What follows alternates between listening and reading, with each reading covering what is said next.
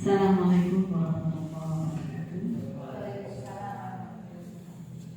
Bismillahirrahmanirrahim. Wassalatu wassalamu ala asyrofil anbiya'i wal mursalin wa ala alihi wa sahbihi ajma'in. Amma ba'du. Kepada yang terhormat Bapak Kepala Sekolah SDN Jari 2, kepada yang terhormat Bapak Ibu Guru SDN Jari 2. Tak lupa marilah kita panjatkan puji syukur kehadirat Allah Subhanahu wa taala, karena rahmatnya lah pada pagi hari ini kita diberi kesehatan untuk bisa mengikuti acara diseminasi modul 1.4 dalam keadaan sehat walafiat. Kemudian salawat salam semoga selalu tercurahkan kepada junjungan kita Nabi besar Muhammad SAW, yang mana karena jasa beliau lah kita bisa menikmati indahnya Islam dan iman. Baik, saya di sini sebagai pembawa acara akan membacakan acara dengan cara yang pertama adalah pembukaan, kedua tujuan kegiatan, yang ketiga materi, keempat diskusi dan tanya jawab, dan yang terakhir adalah penutup. Marilah sebelum acara ini kita mulai, kita buka dengan bacaan basmalah. Terima kasih. Untuk acara selanjutnya yaitu tujuan kegiatan yang akan dibawakan oleh Bri. Bapak kepala sekolah, monggo kepada Bri kami persilakan. Sekaligus penyampaian materi. Kepada Bri kami persilakan.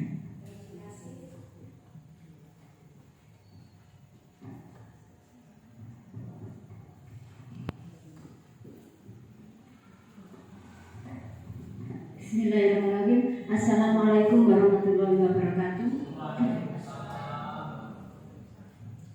Yang terhormat Bapak Kepala Sekolah SDN Jari 2, yang kami hormati Bapak Ibu Dewan Guru. Alhamdulillah di pagi hari ini kita patut memanjatkan puji syukur kehadirat Allah Subhanahu wa taala yang telah melimpahkan rahmat taufik dan hidayahnya sehingga kita bisa bertemu dalam keadaan sehat walafiat. Salawat serta salam semoga tetap tercurahkan kepada junjungan kita Nabi besar Muhammad SAW, yang telah memberikan kita petunjuk jalan kebenaran melalui ajaran agama Islam. Bapak Ibu, pertama kalinya saya ingin mengucapkan terima kasih atas kesediaan jenengan semua meluangkan waktu di tengah kesibukan ya. Kita pada saat-saat ini sibuk dengan administrasi penilaian yang kita laksanakan sekarang, yaitu kita sudah melaksanakan asesmen akhir semester 2. Karena itu saya ucapkan terima kasih yang banyak ya bisa menghadiri acara diseminasi modul 1.4 yaitu tentang budaya positif. Di sini saya Bu Ririn Mustilawati selaku calon guru penggerak angkatan 10 Kabupaten Lumajang akan mendefinisikan pemahaman tentang budaya positif.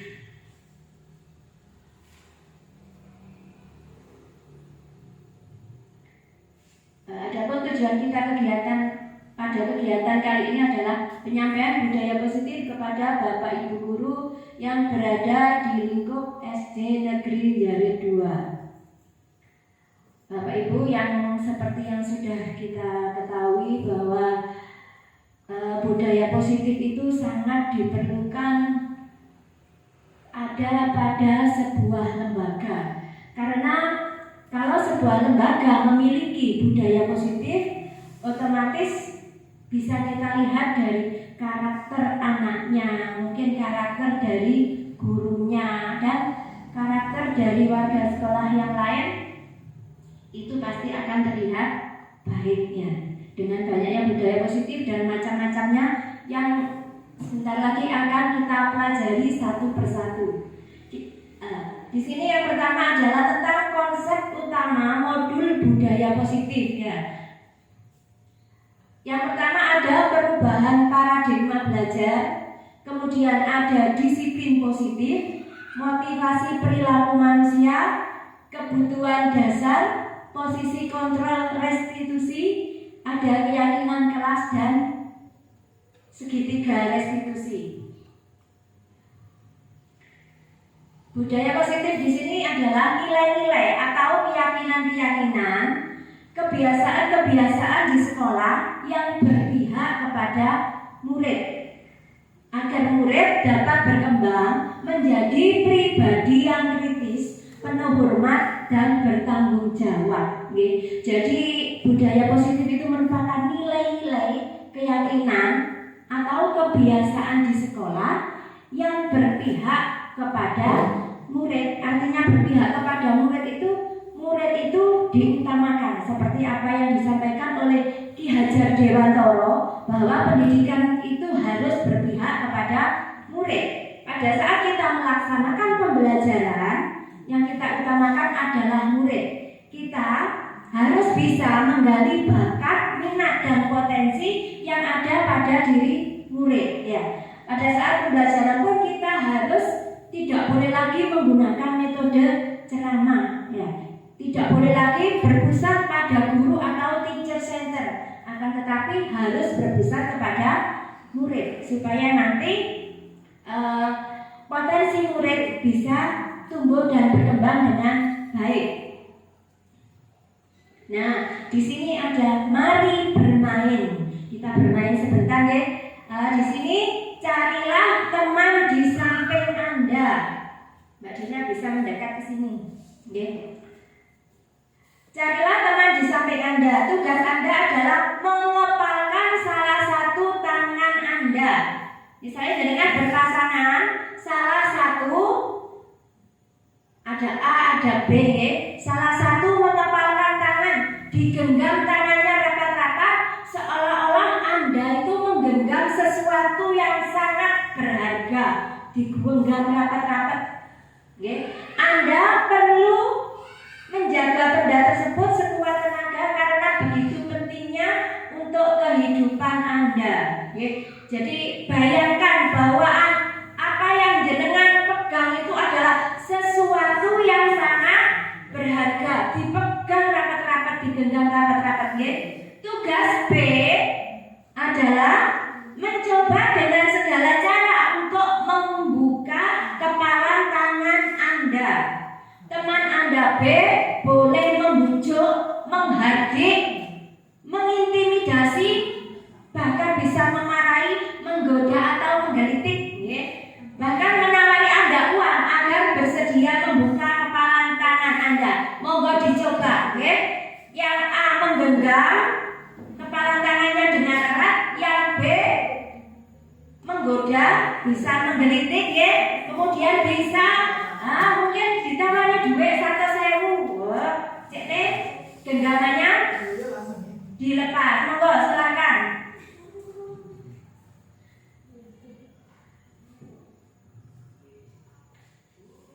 Sekarang setelah Bapak Ibu melakukan kegiatan tadi, apakah Anda atau B membuka kepala tangan Anda? Membuka atau boten? Monggo dijawab. Boten. Nah, mengapa? Apa alasan Anda atau B membuka kepala tangan Anda? Mengapa kok jenengan tidak membuka kepala tangannya? Oh, karena sangat berharga. Apa yang ada di genggaman tangan Anda itu adalah sangat berharga. Kemudian, apakah Anda atau B menutup kepala tangan Anda? Ya atau tidak? Apa alasan Anda menutup kepala tangan Anda? Agar tidak dibuka oleh B, teman Anda atau B. Dalam kegiatan ini sesungguhnya siapa yang memegang kendali atau kontrol untuk membuka atau menutup kepala tangan? Diri sendiri. Jadi diri kita sendiri adalah yang memegang kontrol terhadap diri kita sendiri. Jadi kita tidak bisa dikontrol oleh orang lain. Jadi sesungguhnya kita sendiri yang bisa memegang kontrol atas kepalan tangan kita. Apakah kita mau membuka atau menutup kepala tangan kita itu bergantung pada diri kita masing-masing sesuai dengan kebutuhan genggam itu kurang begitu berharga, mungkin saja dibuang. Nah, bisa dengan mudah dibuka oleh teman jenengan. Nah, atau mungkin karena benda tersebut berharga, kemudian teman jenengan karena merasa sangat membutuhkan apa yang jenengan genggam itu, sehingga wes diiming-imingi duit abang. Nah, maka kalau jenengan aku butuh duit, nah bisa saja nanti jenengan akan membuka kepala tangan jenengan tergantung dengan kebutuhan. Nah, di sini kita akan ke perubahan paradigma belajar. Nah, di sini psikiater dan pendidik Dr. William Glasser dalam kontrol teori yang kemudian hari berkembang dan dinamakan choice theory atau teori pilihan, meluruskan beberapa miskonsepsi tentang makna kontrol. Miskonsepsi, apa miskonsepsi ini, Bu? Kesalahpahaman. Jadi ada kesalahpahaman tentang makna kontrol. Di sini ada 4 kesalahpahaman yang disampaikan oleh Dr. William Glasser. Yang pertama, ilusi guru mengontrol murid. Di sini artinya kita tidak dapat memaksa murid berbuat sesuatu jikalau murid tersebut memilih untuk tidak melakukannya. Jadi miskonsepsinya itu bahwa guru dapat mengontrol murid, padahal dalam kenyataannya kita tidak bisa memaksa murid berbuat sesuatu jika murid tersebut tidak mau untuk melakukannya. Jadi itu miskonsepsi yang pertama. Kemudian miskonsepsi yang kedua, ilusi bahwa semua penguatan positif efektif dan bermanfaat. Napa contohnya penguatan positif? Contohnya bisa berupa pujian. Nah, itu penguatan positif. Kemudian berupa penghargaan kadang diiming-imingi kayak nilai api atau mungkin bahkan bisa dikasih sesuatu. Nah, itu merupakan miskonsepsi bahwa semua penguatan positif efektif dan bermanfaat. Tetapi pada kenyataannya usaha untuk mempengaruhi murid agar mengulangi suatu perilaku tertentu merupakan usaha untuk mengontrol murid dalam jangka waktu tertentu. Murid tersebut akan menyadarinya dan mencoba untuk menolak bujukan kita, atau murid tersebut menjadi tergantung pada pendapat sang guru untuk berusaha. Jadi misalnya pada saat pembelajaran, kok sing gelem maju tak kei. Nah, misalnya saya beri tepuk tangan, nah misalnya applause, atau mungkin sing nilainya apik lek ulangan nanti saya kasih bintang. Nah, itu cuma berlaku sesaat. Pada saat kita nanti tidak memberikan bintang, bagaimana kira-kira reaksi anak-anak? Nah, tidak mau maju, tidak mau semangat. Ya, jadi mereka akan menyadari, wah aku lah tidak dikasih bintang ya wis gak mau maju. Jadi itu. Jadi kita pada saat mengajar tidak perlu memberikan sebuah penghargaan. Biarkanlah anak dengan kesadarannya sendiri mau melakukan apa yang seharusnya dia lakukan. Dia harus misalnya mengerjakan tugas karena ada motivasi dari dalam dirinya, bukan karena adanya penghargaan ataupun adanya pujian. Nah, di sini miskonsepsi yang ketiga adalah bahwa kritik dan membuat orang merasa bersalah dapat menguatkan karakter. Misalnya seorang anak melakukan kesalahan, misalnya seorang anak mengganggu anak yang lain. Ancene mah gara-gara sampean. Nah, gara-gara sampean arek itu malah misalnya tiba, misalnya seperti itu. Itu termasuk sikap kita apabila kita sebagai guru kita bilang seperti itu. Gara-gara kamu anak ini jatuh. Nah,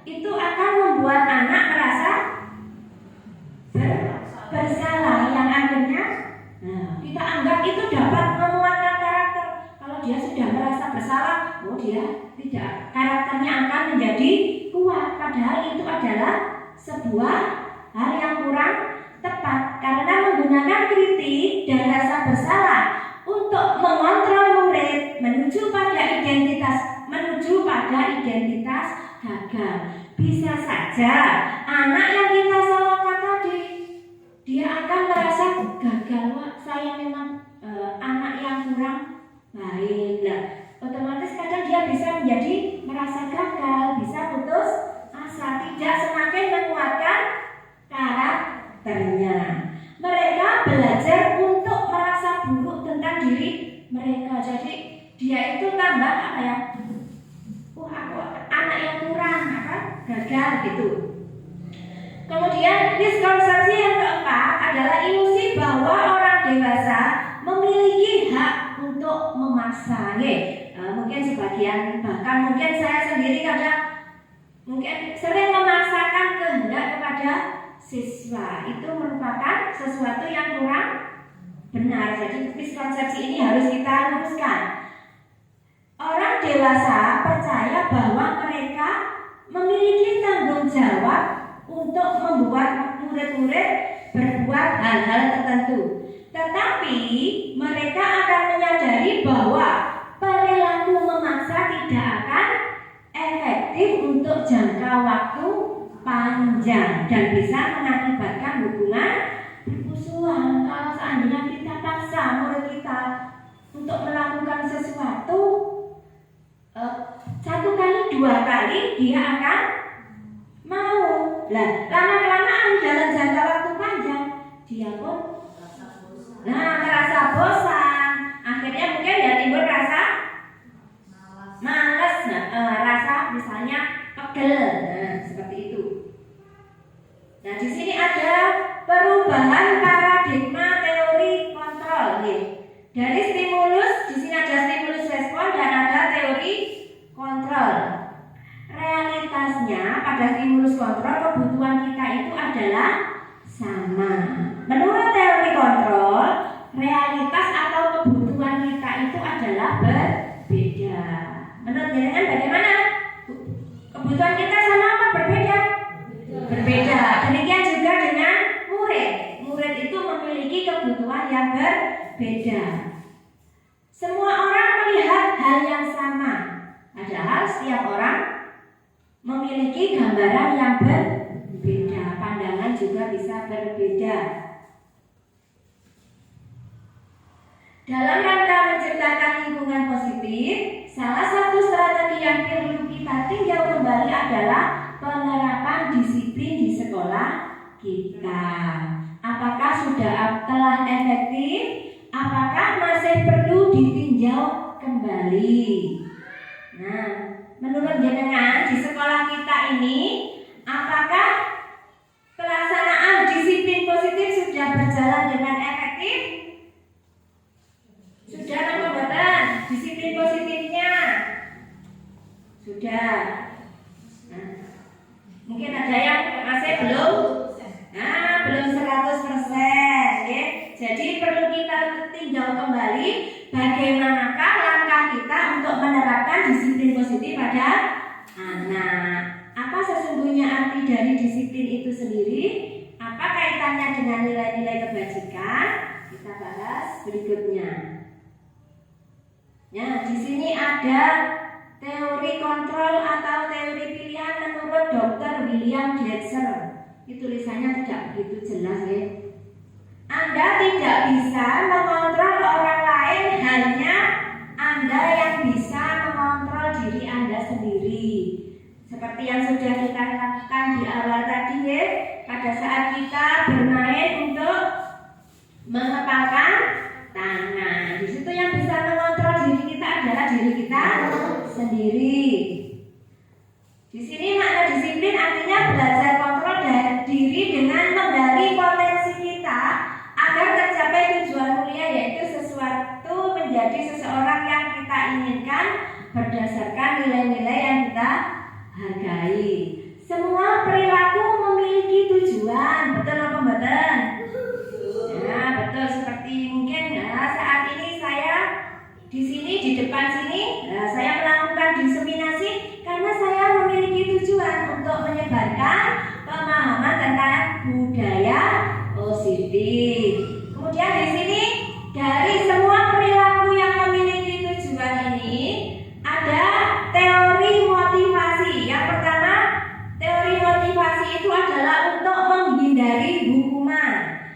Kemudian untuk mendapatkan imbalan, dan yang ketiga adalah untuk menghargai diri sendiri, yang nantinya dari teori motivasi untuk menghargai diri sendiri ini nanti bisa menjadi nilai-nilai kebajikan universal yang nantinya bisa kita rubah menjadi keyakinan kelas. Dengan sudah membuat keyakinan kelas?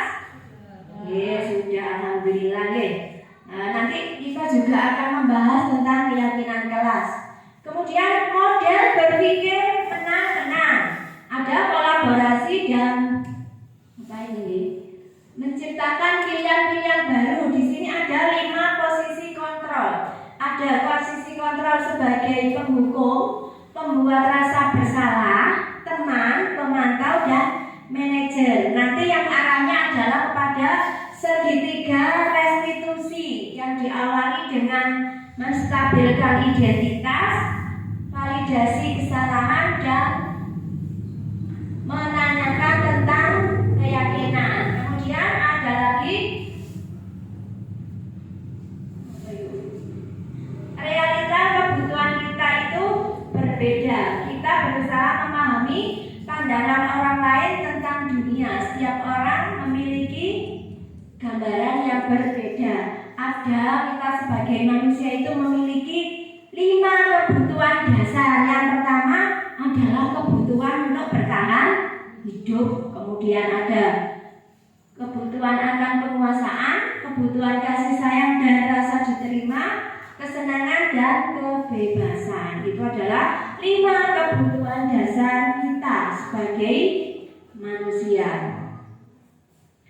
Kita lanjut ke materi kita yang disiplin positif. Disiplin positif adalah menanamkan motivasi yang ketiga.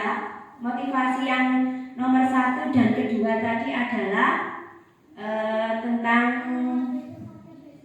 ini tadi, yang ke-1 dan kedua adalah tentang menghindari hukuman dan mendapatkan imbalan. Sedangkan yang ketiga adalah untuk menghargai diri sendiri ya. Jadi dari motivasi untuk menghargai diri sendiri pada murid kita adalah agar mereka bisa menjadi orang yang mereka inginkan dan menghargai diri sendiri dengan nilai-nilai yang mereka percaya. Jadi dari disiplin positif ini anak-anak nanti diharapkan bisa menghargai dirinya sendiri dengan nilai-nilai yang mereka percaya. Yang tentunya nilai-nilai yang mereka percaya adalah nilai kebajikan.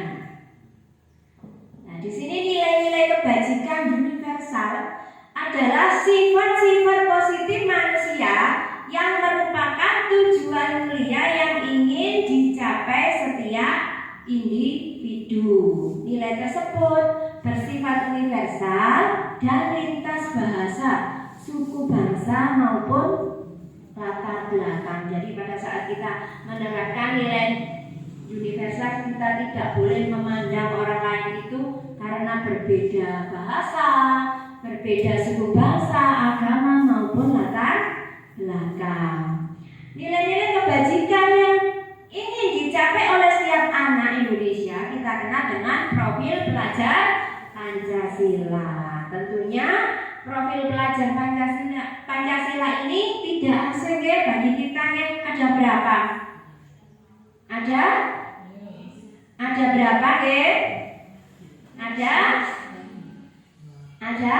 6. Yang pertama dan yang paling utama adalah beriman dan bertakwa kepada Tuhan Yang Maha Esa, berakhlak mulia, ada mandiri, bernalar kritis, berkebinekaan global, bergotong royong, kreatif. Ya, jadi apabila anak-anak kita sudah menerapkan 6 ini, berarti sudah sesuai dengan profil pelajar Pancasila. Ini harus kita terapkan kepada anak didik kita supaya nanti mereka memiliki disiplin positif. Kalau sudah ada disiplin positif, nanti bisa tercipta budaya positif.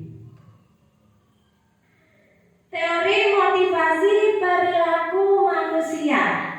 Di sini bosen dalam bukunya Restrukturis School Discipline.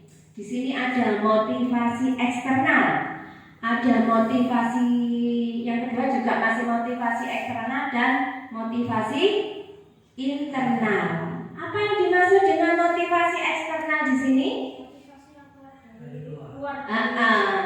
Motivasi yang berasal dari luar atau dari orang lain. Jadi kalau kita mendapatkan motivasi eksternal, misalnya si anak mau mengerjakan tugas karena mendapatkan motivasi eksternal, misalnya kamu kalau tidak mengerjakan tugas nanti akan saya suruh misalnya lari keliling lapangan. Itu karena dia mengerjakan tugas karena adanya motivasi eksternal dari luar.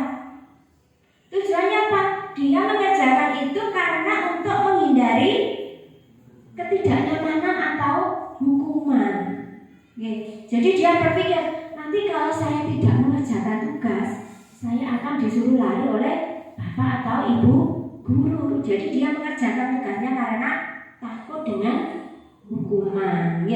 Biasanya orang yang motivasi perilakunya untuk menghindari hukuman atau ketidaknyamanan akan bertanya, apa yang terjadi apabila saya tidak melakukannya. Dia takut nanti mendapat hukuman. Kemudian motivasi eksternal yang kedua adalah untuk mendapatkan imbalan atau penghargaan dari orang lain. Jadi motivasinya dia itu cuma kok lah aku garap dikasih bintang sama bu guru lah. Dia itu senang garap karena dikasih bintang. Itu karena ada motivasi dari luar atau dari orang lain. Mereka melakukan sebuah tindakan untuk mendapatkan pujian dari orang lain yang menurut mereka penting dan mereka letakkan dalam dunia berkualitas mereka. Mungkin dari sini ada pertanyaan? Betul gak? Jelas gak? Jadi tentang motivasi eksternal. Kemudian ada motivasi internal. Motivasi internal ini untuk menghargai diri sendiri. Jadi si anak mengerjakan tugas itu karena kemauan dari dirinya sendiri. Dia itu merasa sebagai seorang murid, ini adalah tugas dan kewajiban saya untuk mengerjakan tugas. Jadi dia akan berusaha untuk menghargai dirinya sendiri dan tidak mengharapkan imbalan ataupun dia tidak akan merasa takut untuk mendapatkan hukuman. Mereka melakukan sesuatu karena nilai-nilai yang mereka yakini dan hargai, dan mereka melakukannya karena mereka ingin menjadi orang yang melakukan nilai-nilai yang mereka yakini tersebut. Karena kalau mereka mengerjakan tugas itu artinya nilai apa yang ada pada mereka? Merasa bangga. Terus apa lagi? Kalau mengerjakan tugas percaya diri, harus bisa, berarti percaya diri, mandiri. Jadi otomatis si anak, aku sudah mengerjakan tugasku, dia akan merasa bangga dengan dirinya sendiri, ada kepuasan di dalam hatinya. Nah, di sini saat kita berulang kali menjanjikan hadiah kepada anak-anak agar berperilaku bertanggung jawab, atau kepada seorang murid agar mempelajari sesuatu yang baru, atau kepada seorang karyawan agar melakukan pekerjaan yang berkualitas, kita sedang berasumsi mereka tidak dapat melakukannya atau mereka tidak akan memilih untuk melakukannya. Ini adalah pemikiran dari Alfikon.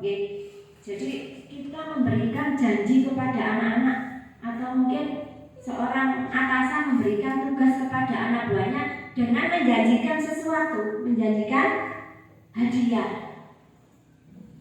Menurut jenengan, atasan atau kita sebagai guru pada saat kita menyuruh anak-anak kita dengan memberikan iming-iming hadiah, kira-kira anggapan kita terhadap anak-anak kita bagaimana? Apakah mereka mungkin mampu atau tidak dengan iming-iming hadiah kita?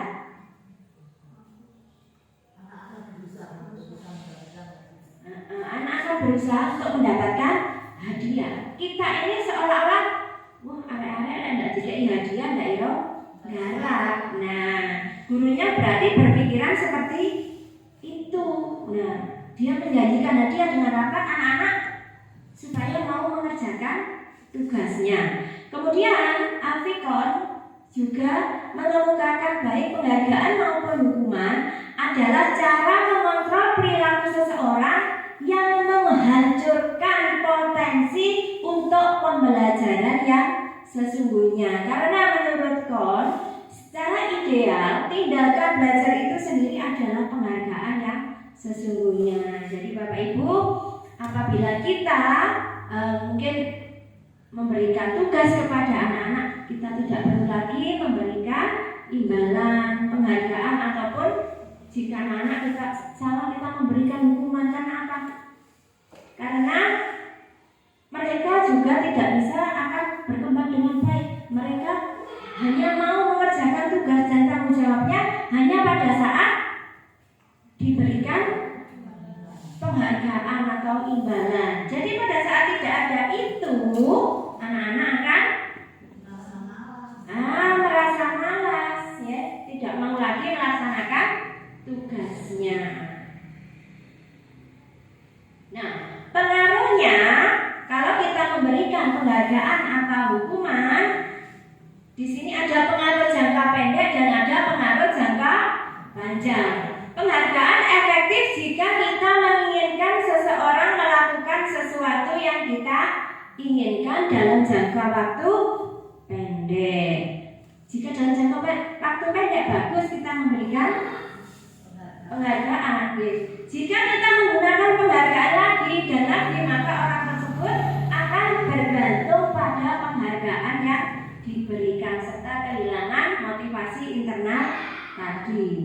Kemudian jika kita mendapatkan penghargaan untuk melakukan sesuatu yang baik, maka selain kita senantiasa berharap mendapatkan penghargaan tersebut, kita pun menjadi tidak menyadari tindakan baik yang kita lakukan. Misalnya jika ya tadi itu anak-anak nilainya baik, kita beri misalnya kita beri hadiah, misalnya berupa alat tulis.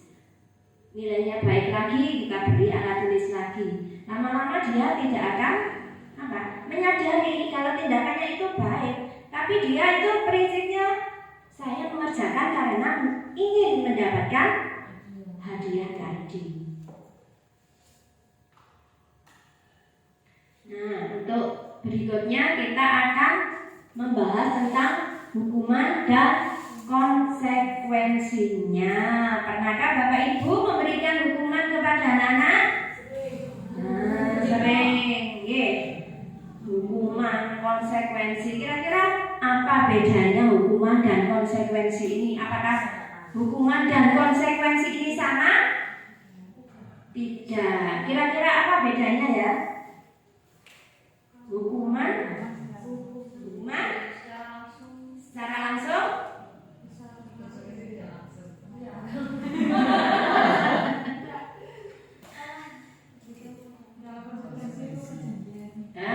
Konsekuensi perjanjian. Kalau hukuman itu langsung.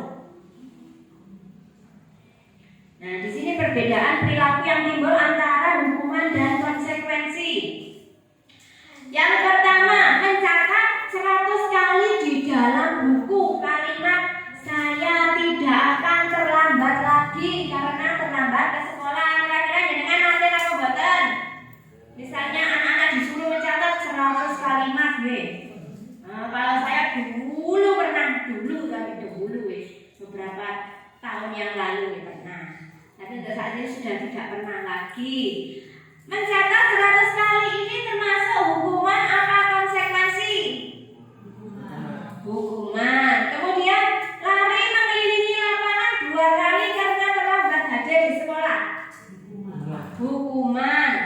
Murid diminta untuk push up 5 kali karena tidak menggunakan masker ke sekolah. Hukuman. Menggantikan kertas tugas teman yang telah dicoret-coret. Hukuman apa konsekuensi? Konsekuensi. Membersihkan tumpahan air di meja tulis karena tersenggol pada saat belajar.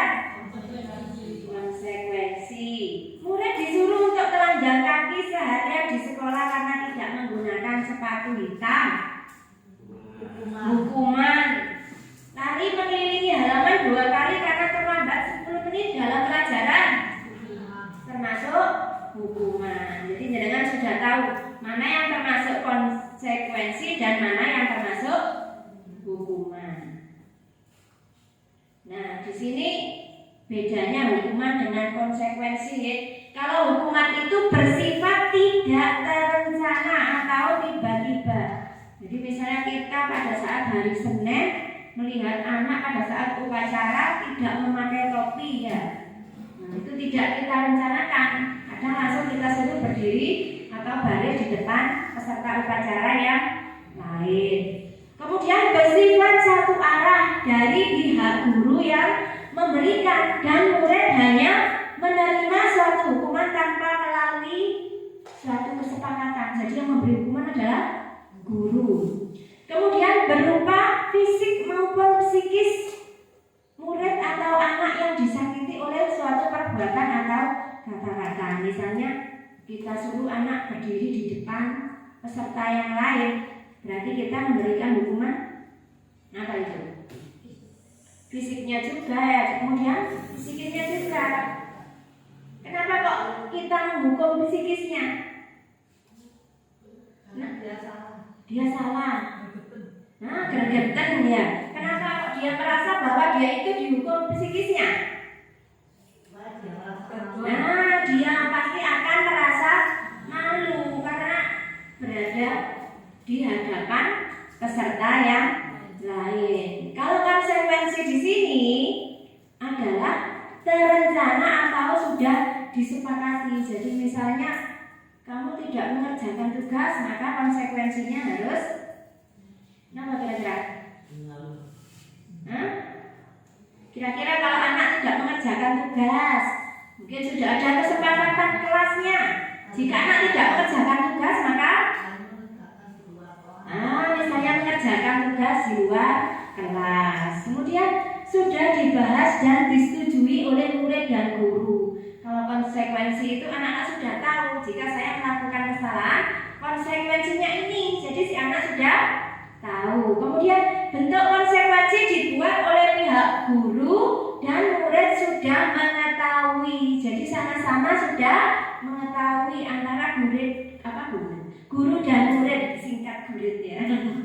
Guru dan murid sama-sama sudah tahu tentang konsekuensi apabila si anak melanggar. Murid tetap dibuat tidak nyaman, tapi dalam jangka waktu pendek. Mungkin dia akan merasa istilahnya pegel ya. Disuruh mengerjakan tugas di luar, tapi itu sifatnya cuma sementara. Kemudian perbedaan perilaku yang timbul antara hukuman dan konsekuensi. Di sini hukuman sesuatu yang menyakitkan harus terjadi. Yang namanya dihukum pasti ada menyakitkan ya. Kalau konsekuensi sesuatu harus terjadi. Contohnya tadi mengerjakan di luar kelas. Membuat anak sakit fisik maupun hati untuk jangka waktu yang lama. Itu kalau hukuman. Tapi kalau konsekuensi membuat anak merasa tidak nyaman dalam jangka waktu yang pendek. Jadi dia merasa tidak nyaman itu cuma sebentar. Kemudian anak membenci kedisiplinan. Kemudian kalau konsekuensi anak menghargai kedisiplinan karena anak sudah tahu, tapi mereka melanggar. Itu konsekuensi yang harus diterimanya. Kemudian di sini hukuman bersifat paksaan, sedangkan konsekuensi stimulus atau tanggapan dari sikapnya tadi. Kemudian kalau hukuman mendorong anak menyakiti diri sendiri, akan tetapi kalau konsekuensi mendorong anak agar mudah menyesuaikan diri. Kemudian hukuman itu merupakan konsep diri yang buruk, sedangkan konsekuensi merupakan konsep diri yang baik. Nah, pada hukuman anak belajar untuk menyembunyikan kesalahan. Dia salah, kadang dia sembunyikan karena takut mendapatkan hukuman. Akan tetapi pada konsekuensi anak belajar untuk mematuhi peraturan. Pada saat anak mendapat hukuman, anak akan merasa marah, kemudian merasa bersalah, kemudian merasa dipermalukan, merasa tidak dihargai. Sedangkan Kalau konsekuensi, dia akan merasa kehilangan hak, dibuat tidak nyaman dan diasingkan dalam waktu sementara. Jadi itu bedanya. Kira-kira lebih bagus mana, kita memberikan hukuman atau konsekuensi? Kita memberikan konsekuensi saja kepada anak-anak, karena kalau hukuman itu dampaknya menyakitkan bagi anak. Walaupun menurut kita hukuman itu benar karena mereka bersalah, tetapi lebih baik kalau kita pilih konsekuensi saja dengan cara kita membuat kesepakatan dulu dengan anak-anak, sehingga nanti mereka menyadari kalau mereka melakukan kesalahan, mereka menyadari konsekuensi yang harus dilakukan. Nah, di sini tentang keyakinan kelas, ya.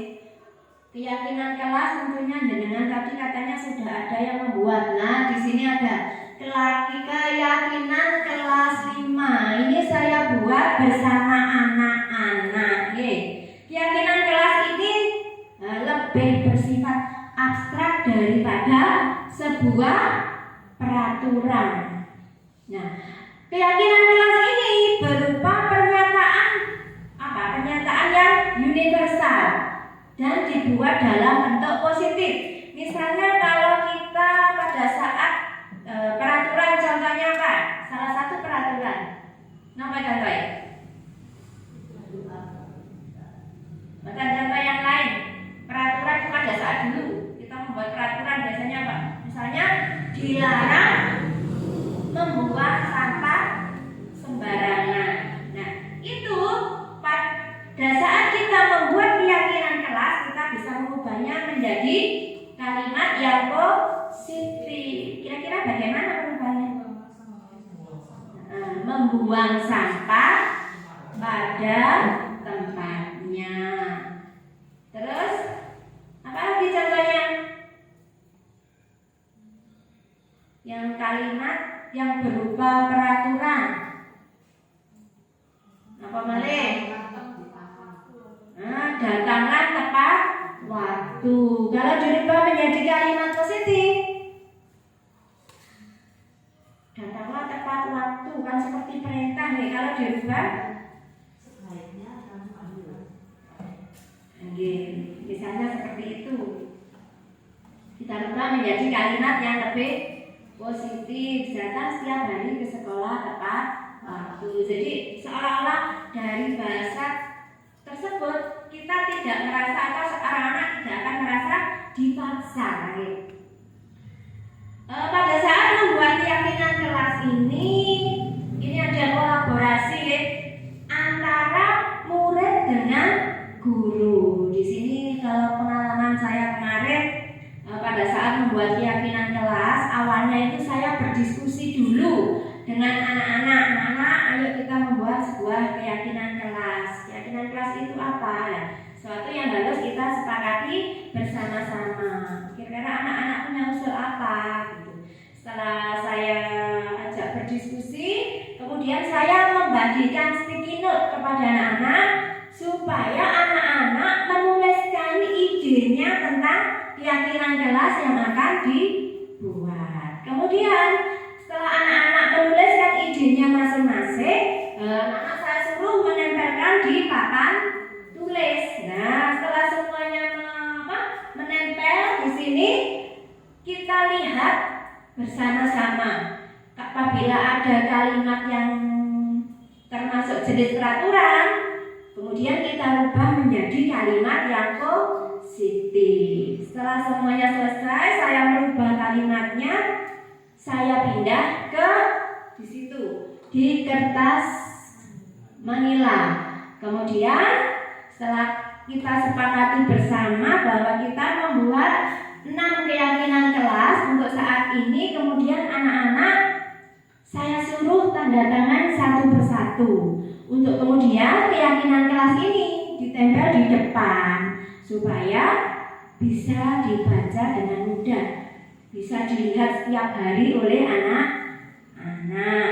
Ya, karena nanti keyakinan kelas ini tadi. Nah, apabila mereka melanggarnya, mereka juga sudah mengetahui konsekuensinya karena kita buat bersama-sama.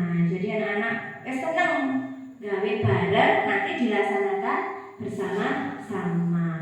Dengan harapan setelah membuat keyakinan kelas ini, anak-anak memiliki disiplin positif, ya, memiliki disiplin positif. Nah, ini tadi langkah-langkahnya sudah saya sampaikan. Nah, ini ada itu proses pada saat kami membuat keyakinan kelas. Pertama diskusi, kemudian murid menulis idenya, kemudian ditempel di papan tulis. Nah, kemudian merubah kalimat negatif menjadi positif. Kemudian langkah berikutnya murid menandatangani keyakinan kelas. Nah, itu yang sudah jadi dipajang di depan kelas. Mungkin nanti pada saat teman-teman semua yang merasa belum membuat keyakinan kelas, nanti prosesnya seperti itu. Karena kalau kita membuat bersama dengan anak-anak, otomatis mereka akan merasa terlibat dan merasa bahwa pendapatnya itu dihargai, sehingga mereka pun akan bersemangat untuk melaksanakannya karena itu adalah hasil karya mereka yang berkolaborasi dengan guru.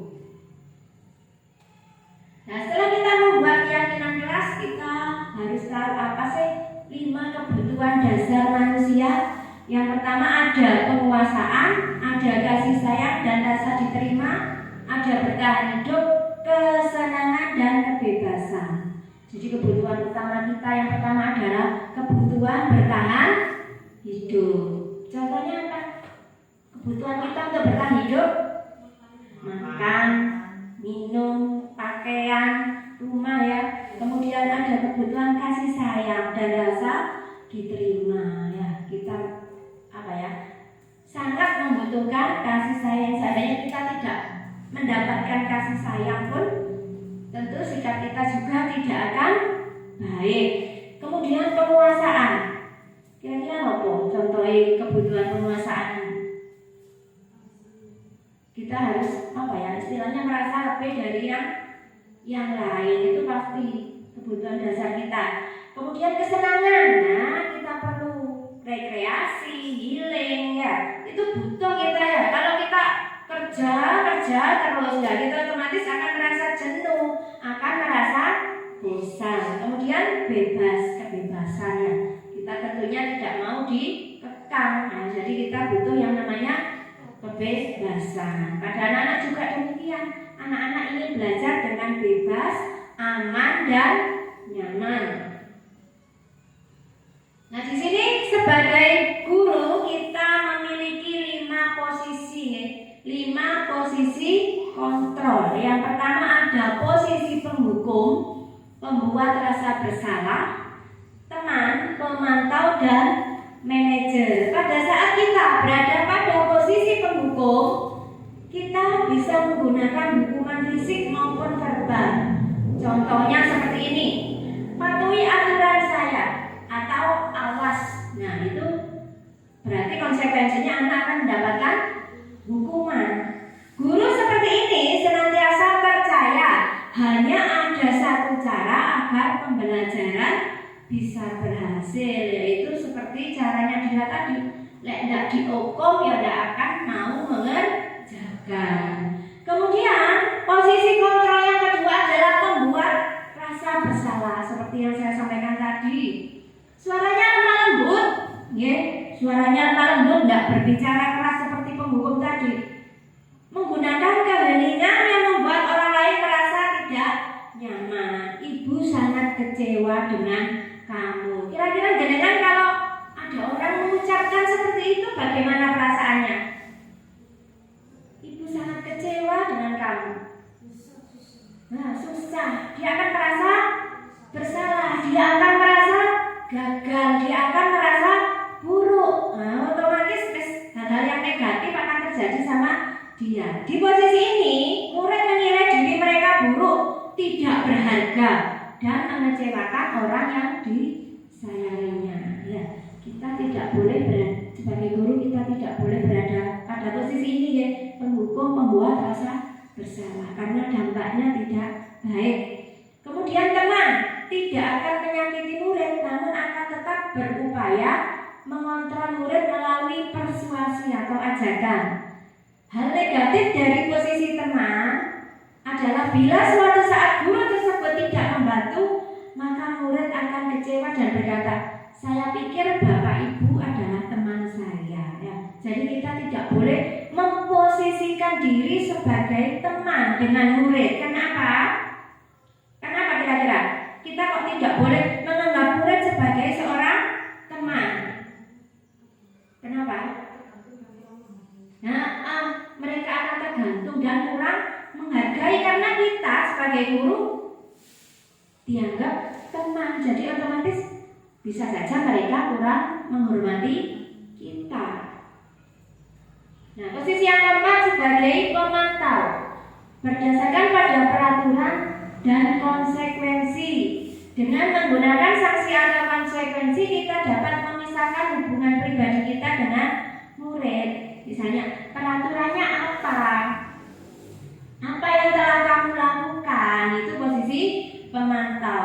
Di sini seorang pemantau sangat mengandalkan penghitungan catatan data yang dapat digunakan sebagai bukti atas perilaku seseorang. Kemudian yang terakhir adalah posisi sebagai seorang manajer. Apa manajer itu? Seorang mengatur manajer. Guru berbuat sesuatu bersama dengan murid, mempersilahkan murid bertanggung jawab atas perilakunya, kemudian mendukung murid agar menemukan solusi atas permasalahannya sendiri. Di sini tugas seorang manajer bukan untuk mengatur perilaku seseorang, akan tetapi membimbing mereka untuk bisa mengatur dirinya sendiri. Nah, di sini kemarin ini sudah saya terapkan posisi saya sebagai manajer, tapi gagal. Sebagai guru, kita seharusnya memposisikan diri sebagai paling tidak pemantau, dan yang paling baik sebagai guru posisi kita adalah sebagai manajer. Pada saat menyelesaikan masalah, kita menstabilkan dulu identitas kita, validasi rasa bersalah. Kemudian baru kita ajak anak-anak untuk mengingat tentang keyakinan kelas, apa yang mereka yakini, terus apa usaha mereka untuk melakukan hal yang lebih baik untuk memperbaiki kesalahan mereka. Ngantuk nih, tidak ada hiburannya sama sekali. Tinggal sedikit Bapak Ibu ngapunten. Kemudian ada restitusi. Restitusi adalah proses menciptakan kondisi bagi murid untuk memperbaiki kesalahan mereka, sehingga mereka bisa kembali pada kelompok mereka dengan karakter yang lebih kuat. Jadi pada saat kita atau menyelesaikan sebuah permasalahan, kita bisa menggunakan ini cara restitusi. Diharapkan setelah mendapatkan restitusi ini, si anak memiliki pribadi atau karakter yang lebih kuat. Di sini ada 9 ciri-ciri restitusi. Yang pertama, bukan untuk menebus kesalahan, namun untuk belajar dari kesalahan. Kemudian memperbaiki hubungan. Tawaran bukan paksaan. Jadi anak tidak dipaksa, tapi ditawari. Restitusi menuntut untuk melihat ke dalam diri, ya. Jadi dari dalam hatinya nanti mencari kebutuhan dasar yang mendasari tindakan. Kemudian restitusi diri adalah cara yang paling baik. Restitusi fokus pada karakter, bukan pada tindakan. Jadi karakter anak nanti yang lebih kita perhatikan. Restitusi fokus pada solusi. Apa solusi? Penyelesaian, bukan tindakan, ya. Restitusi mengembalikan murid yang bersalah pada kelompoknya. Jadi pada saat kita selesai melaksanakan restitusi, anak kembali ke kelompoknya pada posisi yang lebih kuat karakternya, bukan seperti pada saat kita memberikan hukuman, anak menjadi malu, tidak percaya diri, seperti itu. Nah, di sini pada saat kita menyelesaikan suatu permasalahan, kita bisa menggunakan segitiga restitusi yang bawah di sini dasarnya di sini adalah ini menstabilkan identitas ya. Setiap orang pasti punya kesalahan. Kemudian validasi kesalahan atau kebutuhan dan kemudian menanyakan keyakinan. Nah, di sini pada saat kita melakukan kegiatan menstabilkan identitas, di sini tujuannya adalah untuk membuat anak yang merasa gagal karena berbuat salah menjadi positif terhadap dirinya. Di sini pada saat kegiatan menstabilkan identitas, nah, di sini bisa berkata seperti ini: berbuat salah itu hal yang manusiawi. Kemudian tidak ada manusia yang sempurna. Jadi misalnya anak pada saat itu pada posisi emosi, dengan kita mengatakan seperti ini, maka dia otomatis akan merasa tenang. Kita stabilkan dulu. Kalau kamu menyalahkan dirimu sendiri terus-menerus, apakah kamu bersikap baik pada dirimu sendiri? Nah, seperti itu. Kemudian yang berikutnya adalah setelah kita menstabilkan identitas, ada validasi kebutuhan. Di sini kita bisa mengatakan kamu bisa saja melakukan hal yang lebih buruk dari itu, atau mungkin kamu pasti punya alasan untuk melakukan hal itu. Kemudian setelah ini baru kita menanyakan keyakinan. Apakah kamu masih ingat dengan keyakinan kelas kita? Nah, seperti itu. Kemudian, nah, kalau kamu menyadari bahwa kamu melanggar keyakinan kelas, bagaimana cara kamu memperbaikinya? Otomatis dari kalimat kita yang seperti itu, anak-anak mungkin akan berpikir bagaimana cara dia memperbaiki kesalahannya. Itu tidak ada paksaan dari kita, akan tetapi muncul dari dalam diri mereka sendiri. Mereka akan berusaha bertanggung jawab pada kesalahannya sendiri tanpa ada kita memaksa, okay? Jadi itu cara menyelesaikannya dengan menggunakan segitiga restitusi. Nah, ini contohnya. Ini pada saat saya praktek segitiga restitusi. Oh, nah, ada suaranya sudah. Ya, di situ saya melakukan praktek segitiga restitusi. Ada murid kelas 5 bernama Ali. Di sini dia berperan sebagai anak yang apa kemarin ya? Tidak mengerjakan tugas. Oh iya, datang terlambat. Kemudian saya tanya, kenapa kok kamu datang terlambat? Semua orang memang pernah melakukan kesalahan. Semua orang tidak ada yang sempurna. Akhirnya dia menyampaikan alasannya kenapa dia terlambat, karena malamnya dia tidur malam bergadang lihat HP. Akhirnya saya tanya begini, apakah kamu masih ingat dengan keyakinan kelas? Iya, dia menjawab bahwa dia melanggar keyakinan kelas. Kemudian dia berusaha untuk memperbaikinya dengan tidak terlambat lagi ke sekolah. Dia akan tidur tepat waktu.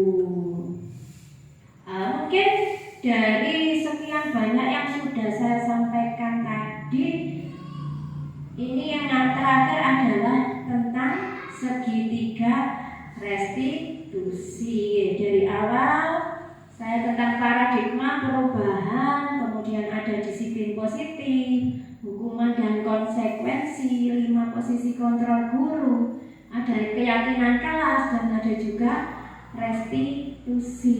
Ya, itu sudah saya sampaikan. Nanti berikutnya saya serahkan kepada moderator. Mungkin itu yang bisa saya sampaikan. Terima kasih Bu Rin atas pemaparan materinya, materi yang menarik dan mungkin bagi kita ini hal baru yang jarang kita pelajari. Baik, untuk selanjutnya sesi tanya jawab, mungkin dari para peserta diseminasi ada yang mau bertanya, monggo. Tidak saya kasih batas berapapun karena ini waktunya habis ini. Monggo begini.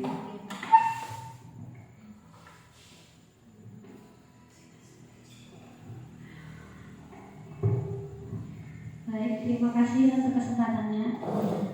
Sebelumnya saya bertanya tentang motivasi eksternal dan internal yang sudah dijelaskan tadi.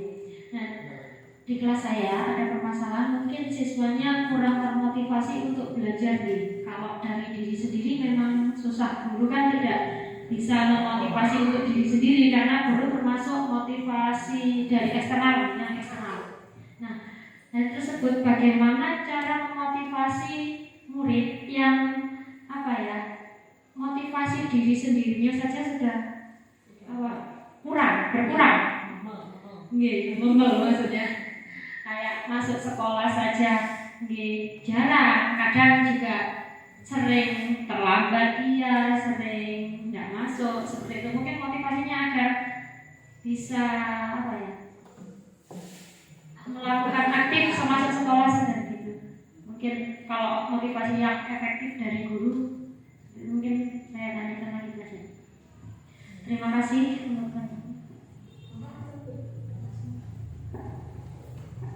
Ini langsung jawab ya, bagaimana kita bagaimana memotivasi murid agar lebih aktif dalam pembelajaran.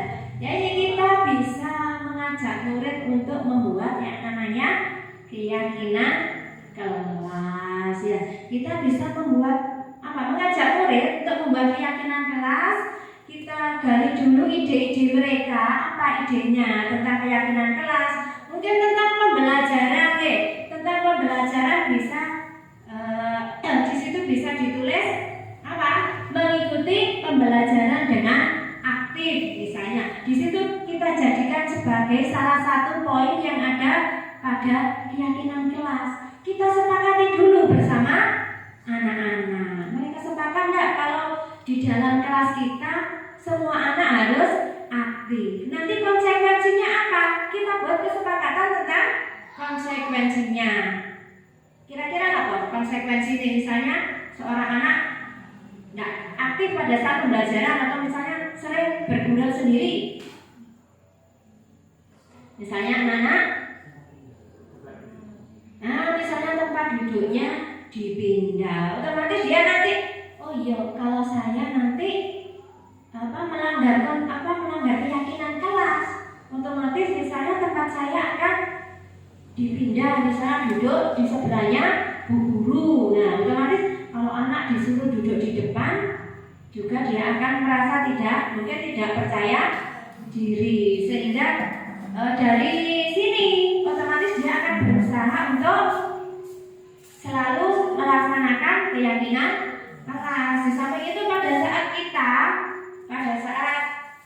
mungkin anak-anak mungkin membuat permasalahan tidak aktif, kita bisa melakukan yang namanya segitiga restitusi dulu. Kita tanya anak-anak, stabilkan dulu identitasnya. Mengapa kamu tidak mengerjakan tugas? Mengapa kamu bergurau saat pembelajaran? Semua orang pasti pernah, bu guru juga pernah bergurau saat pembelajaran. Semua orang tidak ada yang sempurna. Terus apa alasanmu?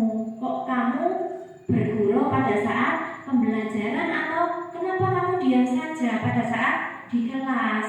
Nah, kita tanya seperti itu, otomatis dia akan menjawab. Kemudian kita tanyakan tentang keyakinan kelas yang sudah dibuat bersama-sama. Apakah kamu melanggar keyakinan kelas? Mungkin dia akan jawab, iya bu, saya melanggar. Bagaimana cara kamu memperbaiki ya? Jadi kita bukan memberikan tindakan, tapi fokus pada memperbaiki sikapnya tadi yang salah. Otomatis itu nanti solusi itu akan muncul dari dalam dirinya sendiri. Nonton ya Bu Kiki? Mungkin ada pertanyaan yang lain, mungkin Pak Isna, mungkin Pak Hussein. Tidak ada, sama cukup ya, karena mungkin juga di sini kita terkendala waktu yang hari Jumat. Mungkin hanya itu materi yang bisa saya sampaikan pada kesempatan kali ini. Mungkin di lain waktu kita sambung kembali. Kurang lebihnya saya mohon maaf. Saya akhiri. Wassalamualaikum warahmatullahi wabarakatuh.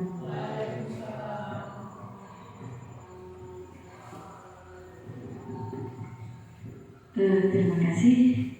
Mungkin karena kendala waktu kita cukupkan di sini sesi tanya jawab kita. Pada intinya adalah kita perlu menambah ilmu. Kita perlu menambah ilmu ya, sebagai seorang pendidik, sebagai seorang guru. Apapun masalah murid-murid kita, ujung tombaknya adalah diri kita. Harus bisa memperbaiki diri dengan berbagai ilmu sebagai seorang pendidik. Mungkin ini yang terakhir kita bahas, dan alhamdulillah sudah kita lewati bersama, dan semoga apa yang kita lakukan hari ini bisa membawa manfaat terutama kepada kita semua para pendidik.